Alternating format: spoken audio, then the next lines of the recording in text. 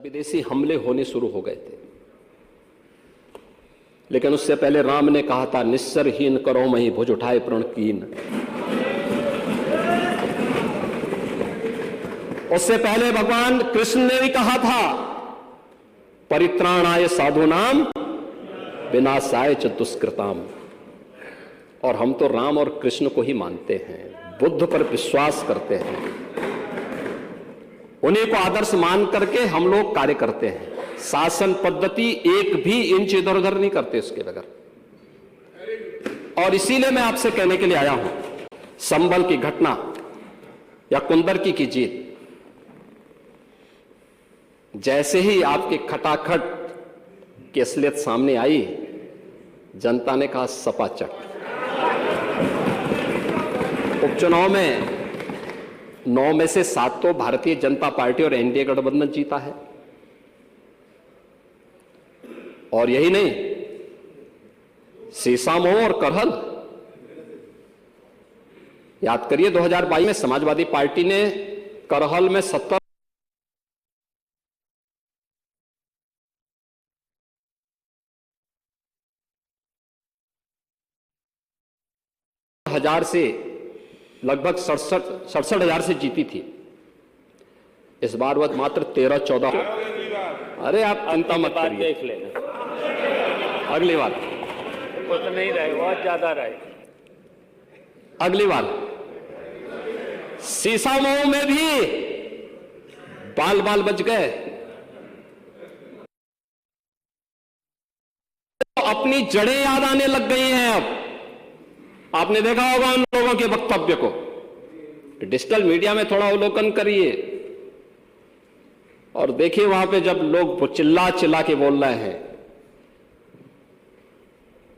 कि इन विदेशियों से पिंड छुड़ाना है, क्या बोल रहे हैं लोग। सबको अपनी जड़ें याद आने लग गई हैं। और मुझे लगता है जिस दिन इकबाल महबूब जी को भी अपनी जड़ें याद आएंगी, वह भी फिर यही बात बोलेंगे जो इधर के मान्य सदस्य कह रहे हैं। महोदय,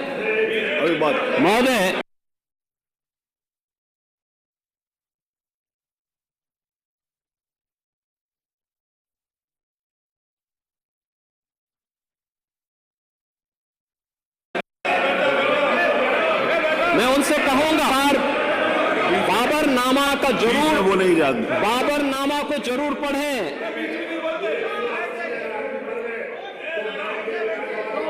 चलिए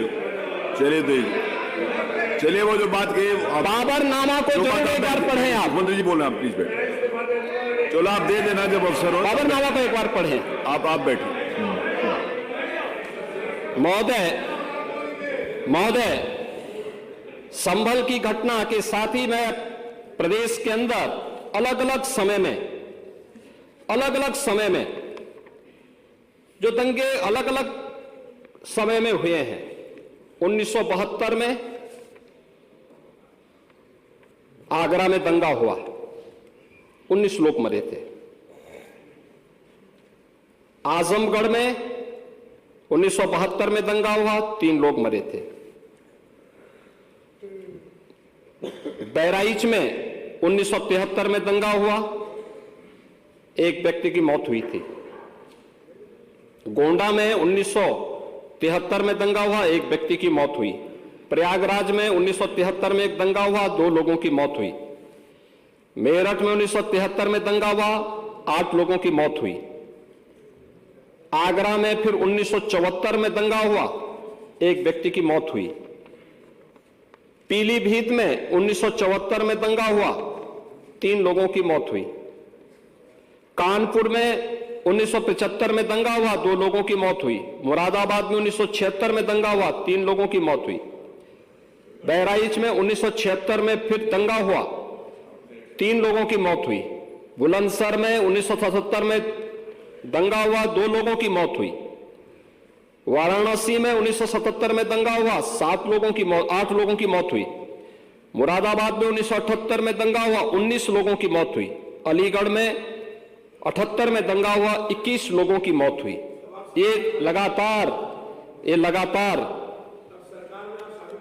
हाँ, मैं क्या कर रहा हूं, उसमें आप भी थे, जिसके कारण लोकतंत्र सेनानी आप कहलाते हैं, लोकतंत्र सेनानी कहलाते हैं मल्होत्रा जी।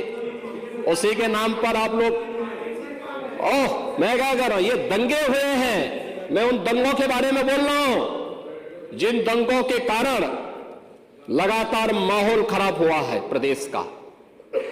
और आज प्रदेश के अंदर सुरक्षा का जो एक माहौल है, कानून व्यवस्था की जो एक स्थिति पैदा हुई है, लोगों को सुरक्षा पे विश्वास है, कानून व्यवस्था पर विश्वास है, उसी का परिणाम है कि 40 लाख करोड़ रुपए का निवेश का प्रस्ताव उत्तर प्रदेश को प्राप्त होता है।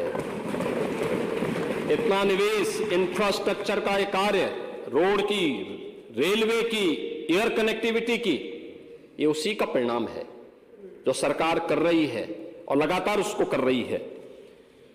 महोदय, मैं केवल ये कहना चाहूंगा कि आखिर मैं नेता विरोधी दल से ये पूछना चाहता हूं कि अगर हमारा कोई पर्व और त्योहार है या किसी का भी है, मुहर्रम का जुलूस हो या फिर कोई भी अन्य मुस्लिम समाज का कोई पर्व और त्योहार का कोई जुलूस, वो हिंदू मोहल्ले से सुरक्षित निकल जाता है, कोई दिक्कत नहीं होती, मंदिर के सामने से भी निकल जाता है, कोई समस्या नहीं होती। लेकिन इस समस्या केवल वहीं पे क्यों खड़ी होती है जब कोई हिंदू शोभा यात्रा किसी मस्जिद के सामने से, किसी मुस्लिम बाहुल्य क्षेत्र से निकलती है, तब क्यों तनाव पैदा हो जाता है? तभी क्यों झंडा लगाने में क्या समस्या आ रही है? क्या भारत की धरती पे केसरिया झंडा नहीं लग सकता? क्यों नहीं लग सकता? क्यों नहीं लग सकता? मैं यही पूछना चाहता हूं, आखिर ये दंगे क्यों किए जाते हैं? और बहराइच का मामला, महाराजगंज उस कस्बे का, जहां के बारे में आप कह रहे हैं कि लगातार मुस्लिम बस्ती थी, मोना जी ने भी इस बात को कहा कि बस्ती थी, प्रशासन नहीं था, 4 कंपनियां पुलिस थी वहां पे, और दंगा सड़क पे नहीं हो रहा था, गोली घर के अंदर से चल रही थी। इस निर्दोष राम गोपाल मिश्रा की हत्या हुई और घर के अंदर से गोली चला करके उसकी निर्मम हत्या की गई। हमें इस सच्चाई को स्वीकार करना चाहिए। ये दंगा सड़क पे आमने सामने नहीं था। अगर पुलिस घर के अंदर घुसती तो लोग फिर कुछ और आरोप लगाते। पुलिस ने बचाव करने का अपना प्रयास किया, 4 कंपनियां वहां पे थी, और आप कह रहे हैं कि माननीय मोना जी ने भी कहा कि भारतीय जनता पार्टी के विधायक ने आरोप लगाए। भारतीय जनता पार्टी के विधायक ने इस हल्दी की घटना को लेकर के नहीं, इस महाराजगंज कस्बे की घटना को लेकर के नहीं, ये उस समय बहराइच कस्बे में थे, और बहराइच कस्बे में इनकी गाड़ी पर हमला हुआ, जो वहां से 30-35 किलोमीटर दूर है। वहां पे एक पथराव हुआ था। मैंने भी इनको कहा था, मैंने कहा देखो तुम्हारे उस क्षेत्र में दंगा हुआ है, तुम वहां तत्काल जाओ, लोगों को कंट्रोल करो। लेकिन उसको कैसे तोड़ मरोड़ करके प्रस्तुत किया जा रहा है? इन्होंने जो तहरीर दी वो दूसरे मामले में दी है, उसका इस घटना से कोई लेना देना नहीं, लेकिन उसको किस तरीके से जोड़ करके देखा जा रहा है। एक जिले में दूरी होती है, इसमें बहराइच से आपको भी वहां जाने में समय लगा होगा, और उस दूरी को आपने देखा होगा, तो ये उतनी ही दूरी है। उस घटना को उससे नहीं जोड़ के देखा जा सकता। लेकिन मैं पूछना चाहता हूं कि हिंदू मोहल्ले से और हिंदू मंदिर के सामने से मुस्लिम जुलूस निकल सकता है, तो मुस्लिम मोहल्ले और मस्जिद के सामने से कोई हिंदू शोभा यात्रा क्यों नहीं निकल सकती? क्यों नहीं निकल सकती? और यहीं पे विवाद शुरू होता है। यानी आप चाहते हैं कि आपके पर्व और त्योहार तो शांतिपूर्ण तरीके से मनाए जाएं। कौन नहीं कहता भाई? आपके संबल में थे सिया सुन्नी का भी विवाद हुआ था 1976 में। पूरा विवाद तो सिया सुन्नी का था। उस समय जामा मस्जिद के कब्जे को लेकर के इसी बात का विवाद था। आप इस सच को धूल मत डालिए उस सच पे। और लखनऊ का सिया सुन्नी विवाद ये भारतीय जनता पार्टी की सरकार के समय ही समाप्त हुआ है। आप लोग तो लड़ाते थे, यहां पे सिया और सुन्नी को भी लड़ाते थे, क्योंकि क्योंकि आपकी तो शुरू से ही राजनीति थी बांटने की और फिर कटवाने की, और इसलिए हमने कहा कि न बटेंगे और न कटेंगे। हम न बटेंगे और न कटेंगे। मुझे आश्चर्य होता है, अपने को शिक्षक कहते हैं श्री संग्राम सिंह यादव। हाँ, सच को स्वीकार करने की सामर्थ्य नहीं, इसलिए चले गए। आप देखें, एक दोहरे चरित्र के व्यक्ति के द्वारा जो अपनी कुछ पंक्तियां पहले लिखी गई हैं और बाद में उसका चरित्र कैसे बदला है, मोहम्मद अल्लामा इकबाल के बारे में वही कहते हैं। यानी जो पहले कहते थे,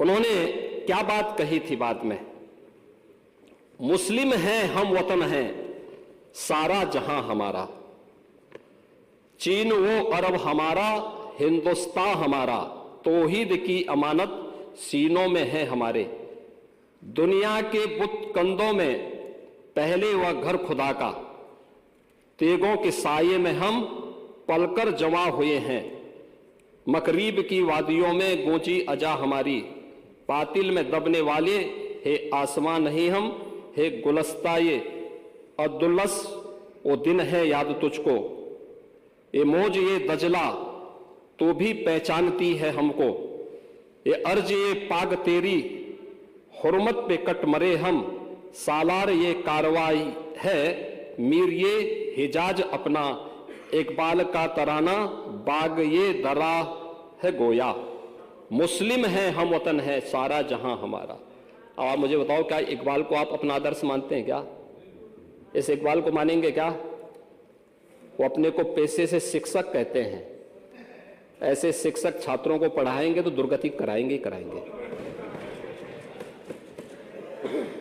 यानी इकबाल की एक कविता को यहां पे पढ़ करके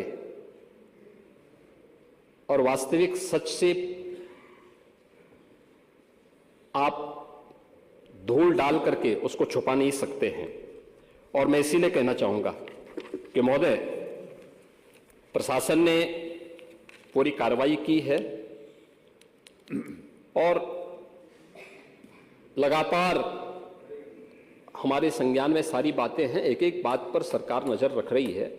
25 करोड़ की आबादी का प्रदेश है और 25 करोड़ की आबादी के प्रदेश में पिछले 7.5 वर्ष के दौरान सभी पर्व और त्योहार शांतिपूर्ण तरीके से संपन्न हुए हैं। सभी वीवीआईपी विजिट सकुशल संपन्न हुई हैं। अयोध्या में श्री राम जन्मभूमि पर भगवान राम के भव्य मंदिर के कार्यक्रम को भी, जिसको लेकर के आप बहुत बड़ा पहले प्रदेश के मन में भय पैदा करते थे, वह भी सकुशल संपन्न हुआ। आज प्रदेश में जब सर्वत्र सुरक्षा का एक बेहतरीन माहौल है और 2025 में जब उत्तर प्रदेश को एक गौरव प्राप्त होने जा रहा है कि दुनिया का सबसे बड़ा आध्यात्मिक और धार्मिक सामाजिक